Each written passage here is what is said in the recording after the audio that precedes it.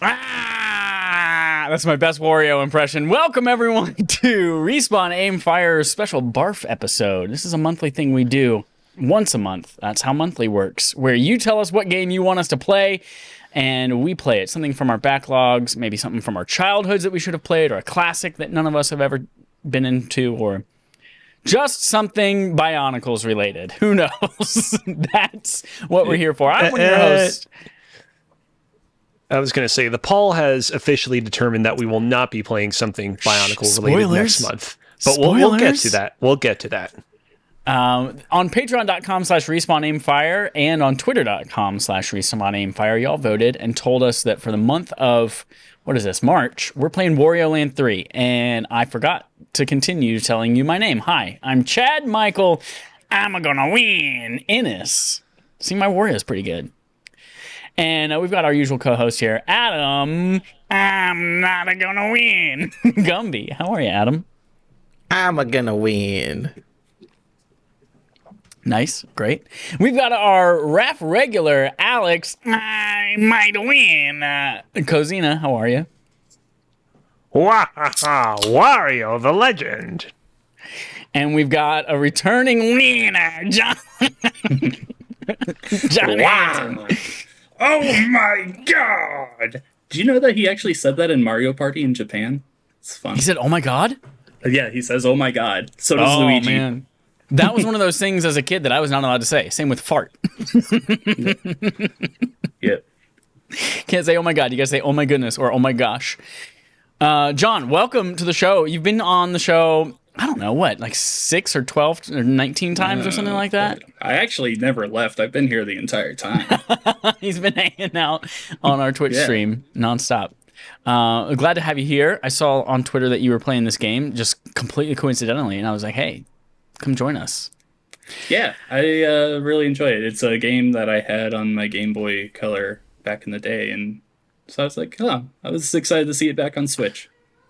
Yeah, speaking of, actually, I would love to, we teased a little bit on Respawn Aim Fire this past week, like how this game might play into some of our lives. I'd love to know a little bit about your experience with Wario Land 3 or Wario Land the franchise. And I guess, John, since you just brought up, you had it on Game Boy Color, tell us a little bit about your experience with Wario Land. Yeah, so like I said, I had it on Game Boy Color. I also had Wario Land 2, which that one has a weird situation where it was made for both the Game Boy and the Game Boy Color. I want to say I had the color version. Wario Land 3 I had never beaten as a kid, because I'm sure we'll get into this, but there are definitely points where you kind of just get stuck. You don't know where to go. Even if you're told like what level you're supposed to be in, it can be hard to find stuff. But yeah, when it was announced to come to Switch, I was like, yeah, this is it. This is my time. I'm not a stupid kid anymore. I'm going to go in there. I'm going to show Wario who's boss, and I'm going to beat this game. And I did. I'm not afraid anymore. Yeah. I love it. Adam, what's your history with Wario Land? 0%. I don't think I've ever played. Oh, I've never played a Wario Land game, period.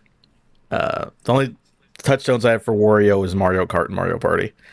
I think he's a funny, farty dude, but I never played any of his games. We're going by childhood rules. You're not allowed to say fart on this podcast. He pooted. Alex, tell me a little bit about your history with Wario Land. My history with the Wario Land and by extension the Wario series as a whole has been a lot like eating an apple, in that I've eaten it a lot from the sides, but I never really tackled the core till recently. Growing up, I was a huge fan of WarioWare Inc. Mega Micro Games, which was the first WarioWare game on the Game Boy Advance.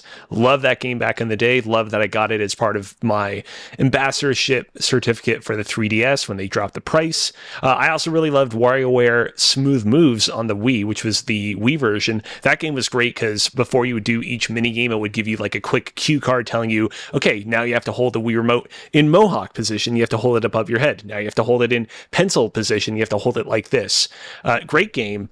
In terms of the Wario Land series, however, my first brush with it was actually with the last Wario Land game, which was Wario Land Smooth Moves on the Wii, also known in Europe as Wario Land Shake Dimension. I don't know why they changed the name over there. The story there is I had recently learned that, oh, hey, those Club Nintendo like slips inside all the Nintendo games I'm getting can actually be used to buy cool physical rewards for me. And I was like 2 days away from being able to get whatever the Club Nintendo reward, like master reward was for that year for getting like 600 points registered.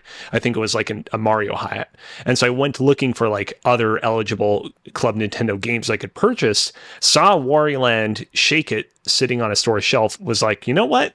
This could be good. Picked it up. And I was blown away by how surprisingly great that was. That game was worked on by the same team that went on to do Kirby, the Yarn Kirby game, Kirby's Epic Yarn. That game is good. I think that Wario Land's Shake It is actually way better. So really enjoyed it there.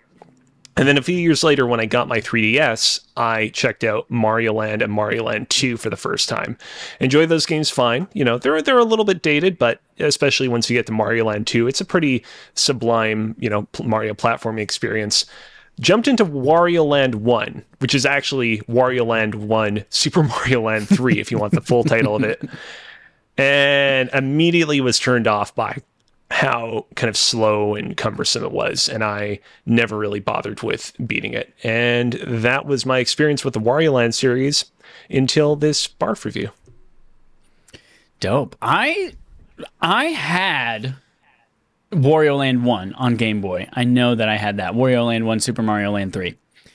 And I swear to God, before I played this game this month, I would have told you, yeah, I beat Wario Land 3 inside and out. Yeah, 100%.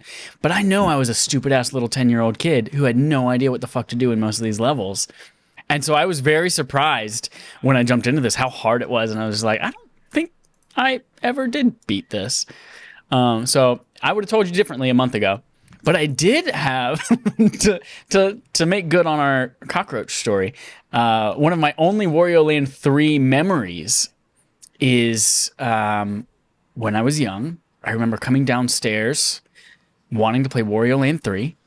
I got it, and I went to put it in my Game Boy Color, and I put it in there, turn on the Game Boy Color, and I get, like, you know, the glitched Nintendo logo, like, it's not working, blow on the cartridge, right? So I turn it off, take it out, blow on the cartridge, stick it back in there, and this time it doesn't go all the way down. I'm like, what's going on? I take it out, and there's this, like, nasty-ass fungus-looking goo, like this string, the snotty, mucusy looking gross shit going from my Wario Land 3 cartridge to the inside of my Game Boy. And I had squashed a cockroach in there unknowingly who had burrowed into my Game Boy cartridge slot in the middle of the night. And I went to go plug in Wario Land 3. I don't know how that got resolved. I'm sure I didn't do it. I probably threw it at my mom and said, "Mom, clean this." I don't know the rest of it. But I think that might have been my last interaction with Wario Land 3. Because I definitely didn't beat it.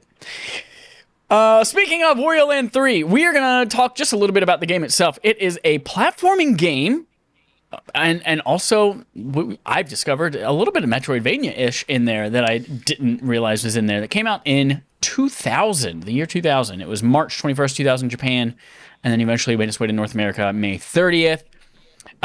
It continues the series of Wario games where he's just greedy and wants treasure, etc., etc. This time, he finds himself in a music box, and this being is like, someone trapped me here.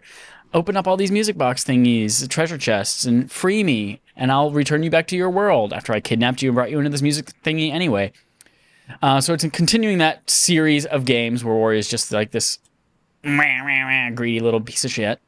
And it was received very, very well. And in fact, it has a 90% on game rankings, making it the highest rated game in the Wario series. It was runner-up for GameSpot's Best Game Boy Color Game, which lost to Dragon Warrior 1 and 2, and Best Platform Game on GameSpot that year, which lost to N64's Banjo-Tooie. GameSpot rated it 9.8 out of 10. IGN gave it a 9 out of 10. So it rated very, very well. I have some... A little bit. Yeah, go, Alex. I have some theories on the very, very high review scores this game got, but I will hold off on that because I want to get into our thoughts on the game first. But before I even do that, talking about this game, its development history, its your release history.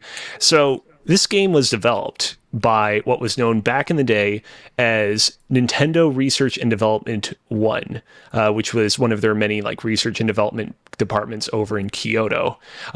This department basically got like spun off and like integrated into like some other departments in 2004, so it no longer really exists. But when it did exist, this department was basically responsible for like a lot of the more kind of weirder kind of side of Nintendo during that era. Basically anything that wasn't like a Mario or a Zelda, for example. What's notable about this game is that the team that worked on this game, of course, worked on Wario Land 2 before it. After Wario Land 3, they worked on Wario Land 4, which came out next year in 2001 for the Game Boy Advance. And then after Wario Land 4, they worked on a game that we're all familiar with from prior BARF episodes, Metroid Fusion, which would explain the kind of slight Metroidvania-ish slant to this game. Interesting. I would love to just jump in with overall reactions to this game. I mean, I'm sure we'll talk about like some of the most frustrating enemies or some of your favorite Wario transformations or whatever that might be, but just like general reaction to this game. John, it's been a while since we heard from you. Do you like it? Yeah, no, I think it's a great game. I think it holds up brilliantly. I love the aspect of Wario being essentially immortal. Like you can do the worst things to him, but it's not. While enemies in like the traditional Mario game is an obstacle you want to either destroy or avoid, there are moments in this game where you want to use them to get past the puzzle that is in front of you. And I think that's a really interesting aspect to take on a platformer game. Like I can't think of any other game that does something like that. So yeah, I think it's clever. I think it's really fun, and I think it's just designed very well. The one part of it that I never have been the biggest fan of is the day and night cycle in it, because one, it's very underutilized. There's only a couple of different levels in it that it really matters whether it's day or night, and when you go there at the wrong time of day, then you have to back out, wait for it to swap over, and then go back in. That's a little annoying. But other than that, I totally agree with all the high praise it got. I think it's a brilliant Game Boy Color game. It's one of my favorites. Adam, what's up? All right, so I will actually agree with you there. It is really ambitious for a handheld game. It kind of feels like, oh, let's just make a console like full ass Metroidvania and just make it handheld, which I think is a good and a negative, because I feel like it feels a little obtuse and it feels like it's too long for a handheld game. But I think if you took this as a console game, like, no, that makes sense, that all the backtracking and Metroidvania stuff. So I'm kind of of two minds of that. I'm like, that's cool that they did that there, but it seems like a weird place to do it at. I will say, I did not finish this video game because I got about an hour or 2 hours in, was like, whew, don't know what I'm doing here because I'd never played it before. And I was like, you know what? Let me just watch like a speed run just to see how it goes. And then I watched a 47-minute complete speed run. I was like, that was really, really cool. I don't need to go back and play the game now, though, because the way that they were doing, and again, he's a speedrunner. He knows what he's doing. I'm like, the way that he played this video game and knew what to do, and me not knowing what to do, I was like, oof, yeah, I don't want to go back and figure all that stuff out that guy just had to figure out.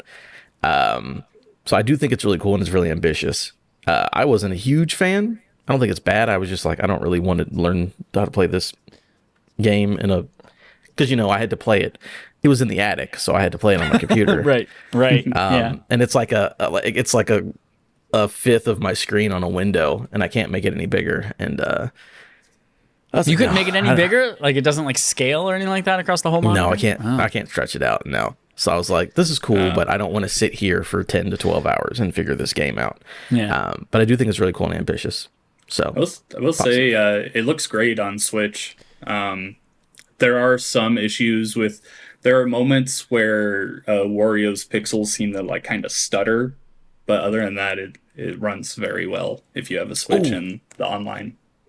Last thing I'll say It's a big. Why is his arm so big? Why is Wario? Whenever you see him from the back, right? When Yeah. he looks like away from the screen, he's a big swole dude, and then he turns and he's got like the dad gut, Yeah. but he's a big swole man, isn't he? Yeah, no, Wario's always had. I mean, he's going around elbow checking everyone. I want to talk about how big that ass is though when he's climbing ladders.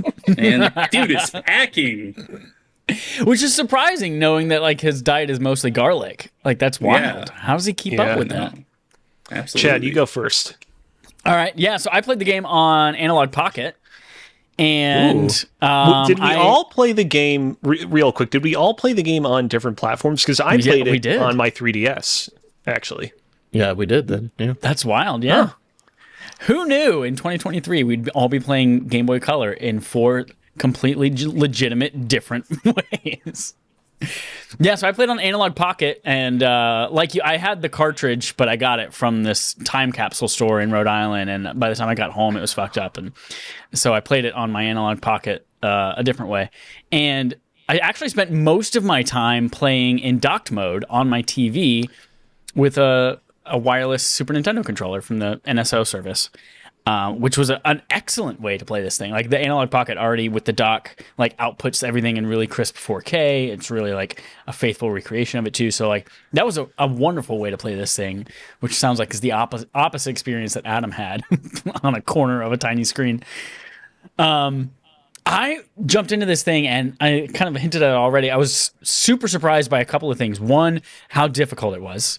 And you know, I'm not the puzzle guy. I do not enjoy puzzle games. I do not enjoy puzzles that take me longer than maybe 30 to 45 seconds to solve. And then I'm just like, this game fucking sucks. So I did have to look up some strategy, which in 2023 is kind of difficult to do because all the strategy guides are like game facts and they're all just giant walls of text. And it's just like, this is not fun to sift through. That was back before anyone really knew how to make a good guide. They were just walkthroughing the entire game, so you just had to kind of look and see, do I recognize this? No. Half the guide was spent like recreating the logo of the game using pixel art at the top. Yeah.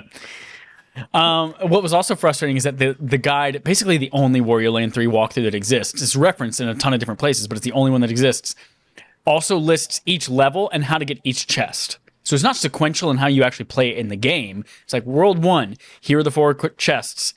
And for this one, you need the flippers. For this one, I was like, come on. Just like, whatever world I'm on right now, tell me that. So yeah, one, I was surprised with how hard it was. I was surprised that it was a Metroidvania style thing, which is something, you know, through BARF, I've realized that I actually really, really enjoy Metroidvanias. And number 3, I was surprised I didn't want to finish it. Like, I did really, really, really enjoy what I play. I thought it was like brilliant. Some of the ways that you had to use these enemies in a way that like people smarter than me solving puzzles would really enjoy. But me, I was frustrated. And then when I finally clicked, I was like, oh fuck. Yeah, there's no way a 10-year-old me would have figured that out. Like that's super clever, super interesting. But yeah, I thought it was similar to what everyone else said already, like super ambitious for a Game Boy Color game. It blew my mind that this was something that was on a Game Boy Color and really hasn't, you know, Mario, we've seen him evolve over consoles and like this is a type of platformer, as John said, where you don't die. You're immortal, basically. It's about using the enemies to your advantage rather than avoiding them. And I feel like that idea has not been explored past the Game Boy Color. I've never played any of the WarioWare games, so I don't know how or if Very any of this different. kind of translates. Yeah.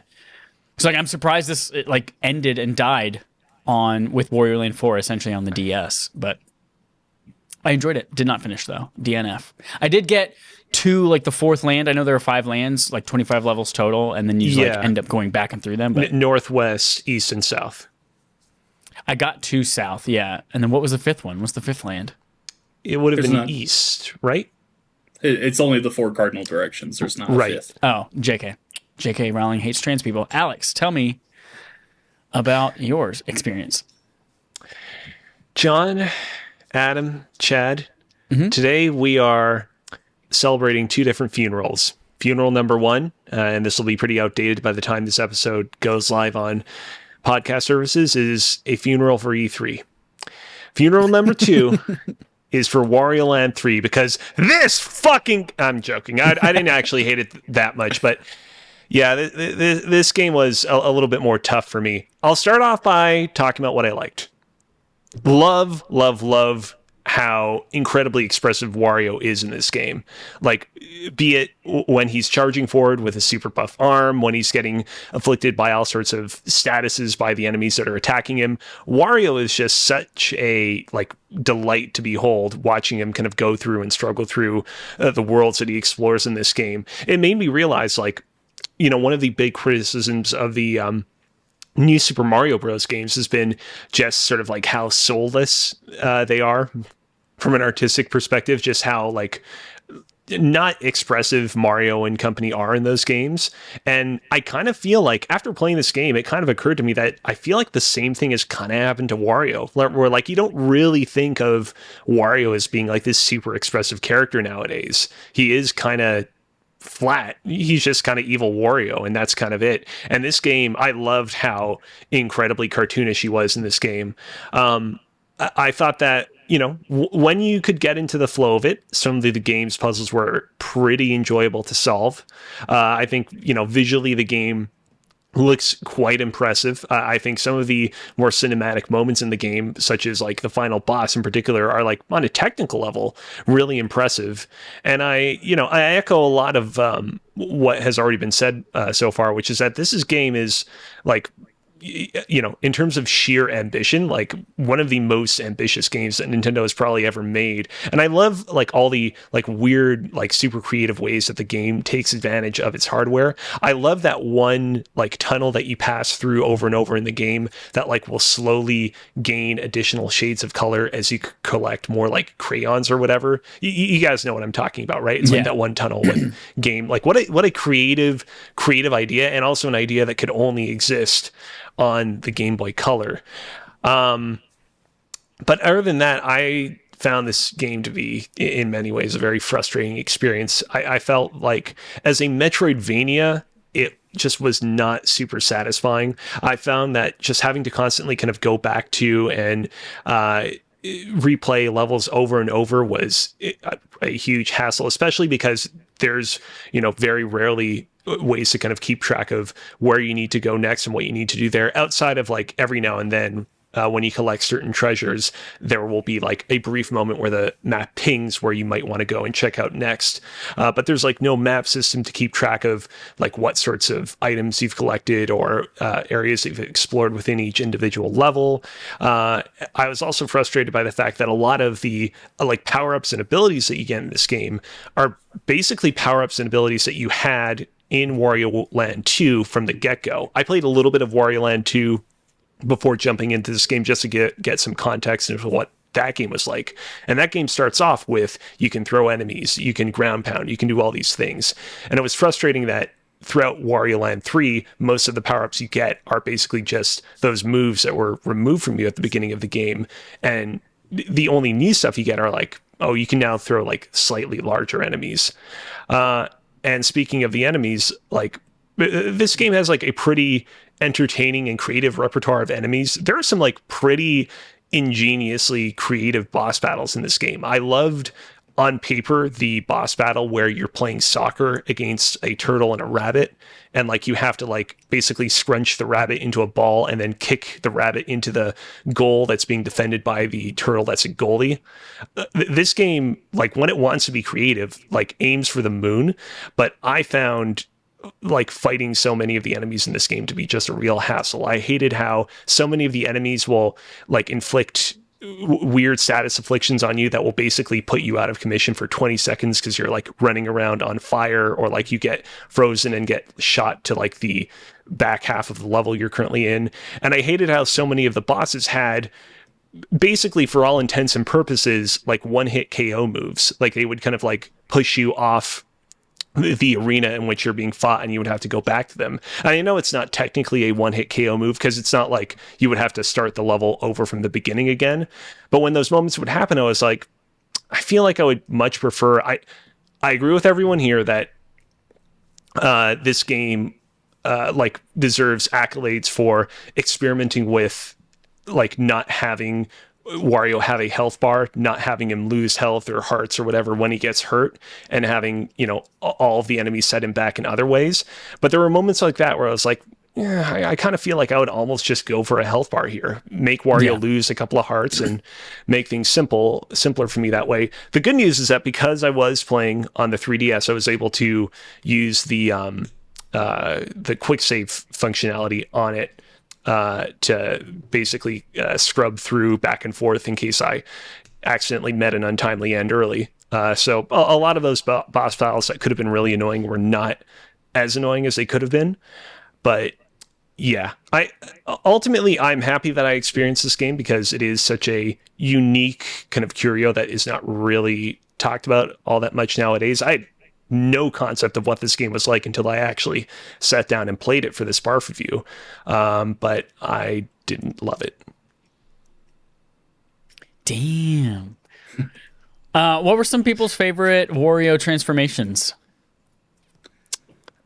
I'm a simple zombie fan. I love zombies, so that will always be up there. The vampire. It's also really one weird is, that like the zombie was not what you would expect from a zombie. It's just like, oh, you turn into goo and fall through ledges. I'm like, oh, you okay. jump and fall down ledges, and you turn back by standing in just regular street lights. Yeah.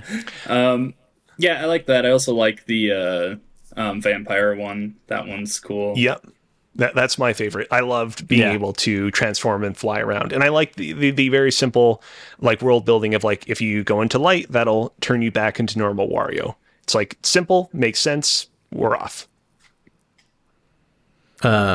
I don't know why, but when he eats a Cheerio, it gets real fat. That's pretty funny. The guys that throw donuts at him. Donut. Yeah, I think it's a big Cheerio. That's a pretty fun one. But no, I mean, the zombie one's the coolest one. But the Cheerio, and I didn't see this in my playthrough, but I saw it in the speed run, where like these things, like, I guess they're maybe mosquitoes. They poke them and he inflates and can fly. You swell up like an allergic reaction. Yeah, he has an allergic reaction and flies until he hits a ceiling and then deflates. I wish that was how that really worked. Getting stabbed with the, what's it called? Sucks. Yeah. Those are pretty cool. What were some of your most frustrating enemies that you came across? So I definitely would agree with Alex that the bosses are the ones that the bosses can be very frustrating, especially if you're playing on a game on a platform without that rewind feature or anything. That's why I loved it on Switch, because playing this as a kid, I do remember those just sucking. Like, it sucks having to constantly go down a tunnel and restart the fight. But like on Switch, you could just do that quick rewind feature, be like, okay, you didn't hit me, you fucking fool.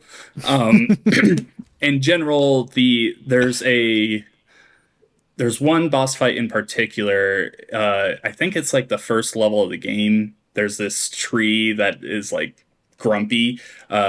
Later on in the game, you get it to open up its mouth and you go inside it. And when you get to the top of it, there's some kind of bug at the top that you fight. Yeah. And it will like jump around. And if it hits you with its webs, you go flying off the screen and you fall really far down the tree. That one really bugged me because it was kind of unpredictable in the way that it would move.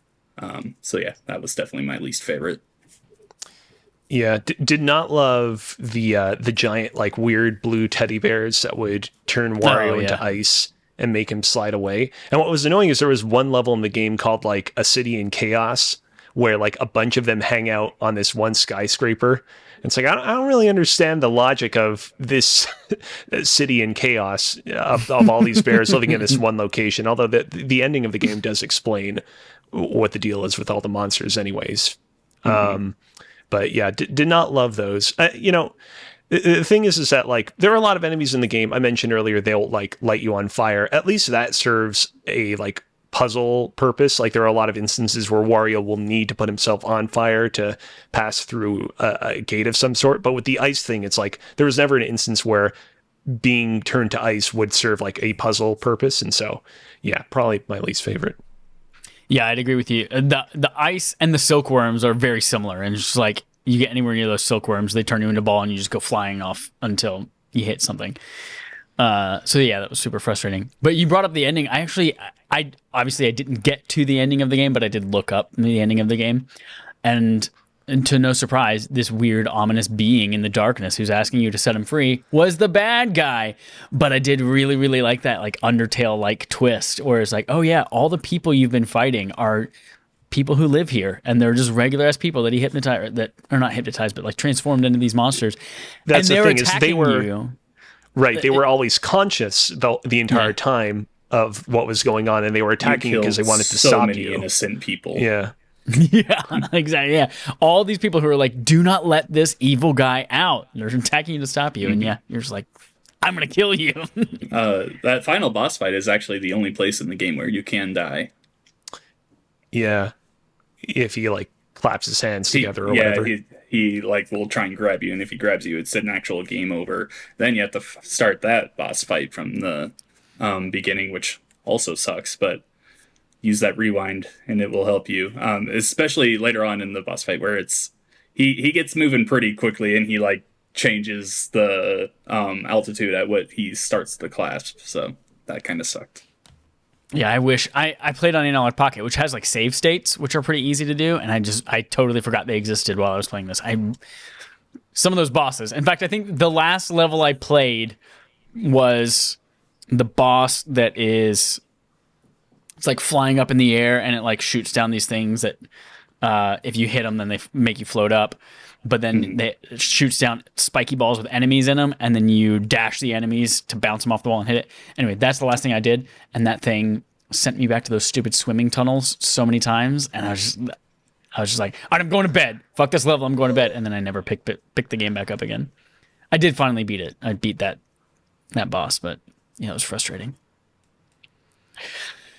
That's it. That's our discussion about BARF. Any last things y'all want to say about Wario Land 3 before we talk real quick about what's coming in April? Well, since I was the most positive one on it, I'll say it's definitely a product of its time.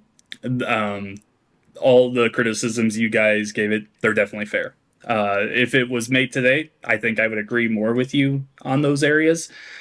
Being that this was made in 2000 for the Game Boy Color, I'm just very happy with it. Probably because I was playing on Switch and could do the instant rewind and everything. That was probably also a big help in it. Also having a little bit of background knowledge playing it in the past, but I think it's very well made. There's definitely areas that if this would be a perfect game to remake today, if Nintendo ever wanted to go down that route, they won't. But if you could add in the map feature or just kind of a little more of a hint as to where you're supposed to go next, you can always go back to the temple and talk to the hidden figure and he'll tell you where to go. But if you're on the other side of the island, that's annoying. Like, who wants to do that? There's definitely areas that could improve. It's not a perfect game by any means, but I think it's very enjoyable for what it is. Yeah, at the beginning of this podcast, we talked a little bit about the, very glowing reviews that this game got upon its release. And like, to me, this game is an interesting case study of a game that I think definitely benefited from people not realizing just like how much better Nintendo's developers were going to get at making this kind of game, both from a Metroidvania perspective and from a Wario perspective, because within 2 years of this game's release, we get Wario Land 4, which many would contend is like the best Wario Land game in the series, and we also get Metroid Fusion and Metroid Prime, two games that many people would contend are like some of the best Metroidvania games ever. And I think that this game definitely benefited from coming out at that period of time where like the Metroidvania genre was not super well established. We had Castlevania Symphony of the Night in 1997, but people were not really like making games in this particular genre en masse. And I think that at the time, like, people were, rightfully really impressed by, just how incredibly ambitious and unique this game was. Nowadays, I've talked at length about the ways in which it doesn't hold up. What I will say is, if you want to check this game out for yourself at home, I'm not going to stop you. I think that it definitely it definitely has a lot of interesting stuff going for it. And I mean, if you have Nintendo Switch Online, it's not like it's a huge, amount of money off your back. What I will say, however, is if you're like, I really like the idea of a level-based Metroidvania game where you're like going into a bunch of like separated levels that each have Metroidvania elements in them. The video game Zeo Drifter from 2014, spelled XEO Drifter, I think is a kind of much better take on this style of game, where you're kind of like visiting a bunch of different planets that each have their own self-contained levels, but contain items that allow you to item gate past areas and other levels on other planets. So definitely go give this game a shot, and then also go give Zeo Drifter a shot if you're like, I want a more kind of modern and up-to-date version of this game. And also go check out what is it? Pizza Tower. That Pizza game Tower has been kind of like tearing up the charts as of recently. It's very much inspired by this game and also by Wario Land 4. And I've not checked it out myself, but the kids these days really seem to love it. So definitely probably worth checking that game out too. It's definitely the best and like only spiritual successor to what Wario Land was. Pizza Tower. This looks fantastic. I was also just looking up Zeo Drifter as well, and it's like that character looks exactly like the Among Us guy, like the main character in that game. And it's super weird because, again, that game came out in 2014, like well before Among Us. So I don't know what's going on there. Real quick, for those of you who have played WarioWare, does it explain? Does WarioWare give you a reason why? Like Wario's always been like this kind of gross, greedy, like he like eats garlic. Like he's kind of had that personality to him. But I feel like somewhere along the way, and I was surprised whenever he made this debut. I think it was in Smash Bros. Brawl with this costume, like motorcycle driving, fart powered. Like, how did he become this like disgusting version of himself? Was there any explanation, or was it just like WarioWare and he farts now? How did that happen? Yeah, no, it just pretty much happened. That was it. Okay. It's just kind of a turn in direction. They wanted to do something different. In the newest WarioWare, I can't remember what it's called at the moment, on Switch. Get It Together. Get It Together. It's they're like, the whole series is about like making games, and in the newest one, it's like there's a virus in their game, so they're like a game developer. I don't know. It's weird. Okay. Real quick before... go Alex. I just want to say real quick. Yeah, like I've wondered this myself a lot as well. And there are not a lot of notes online of like whose idea was it to completely reimagine WarioWare as this weird like beatnik guy with a motorcycle and all that. But I love it, so I'm not complaining. Yeah. Before we wrap up, I want to do the big reveal on next month's BARF game. So we had the poll. Again, the way this is working right now, well, as long as y'all can still vote on Twitter polls without being verified. Right? So patreon.com/RespawnAimFire is where you can go to vote on games. And then we are also we've introduced the Twitter variant the last 2 times, where you can go to Patreon or twitter.com/RespawnAimFire and you can vote there. And the Twitter results contribute 1 vote to the Patreon poll. This month, there was a tie on the Twitter poll, but it doesn't really matter because neither vote would have changed the outcome of the Patreon poll. So it looks like for April, we are playing Strangers of Paradise Final Fantasy Origin, which is a game that came out last year, 2 years ago, or something like that. You can play Last year. You can play on many, many systems. So go check that out for the month of April. If you would like to be on the show, if you want to be the next John Hansen, the next Who John... doesn't want to be me besides everyone? Previous champion, winner. What were the games that tied on Twitter, if you don't mind me asking? It was Bionicle Heroes and Stranger of Paradise. Interesting. Okay. Yeah, Brent saw Bionicles and he got super excited. So I think he went and like evangelized the poll a little bit and said, everybody vote Bionicles. So, all right, that's it. Before we wrap up, John, if people really enjoy you, where can they find more information about you or how to follow you, et cetera, et cetera? Yeah, on Twitter, I'm at Revik Shadows. I'm also part of a small group of YouTubers called Pixel Street Videos. Me and Joel Campos do that. We have a weekly podcast. We do a bunch of random unboxings, let's plays, all that stuff. I'm also a game writer. I write guides, news, and all that stuff. I'm writing for videogamer.com right now, and I've got a couple more freelance sites that I'm going into soon. So yeah, I'm kind of all over the place. Dope. John is underselling, by the way, the Pixel Street podcast. Like, they are regular sized adults. They are not small. And anyway, I've met Joel in person. He's a normal, average height American All right. man. So I've never met Joel. How tall is he?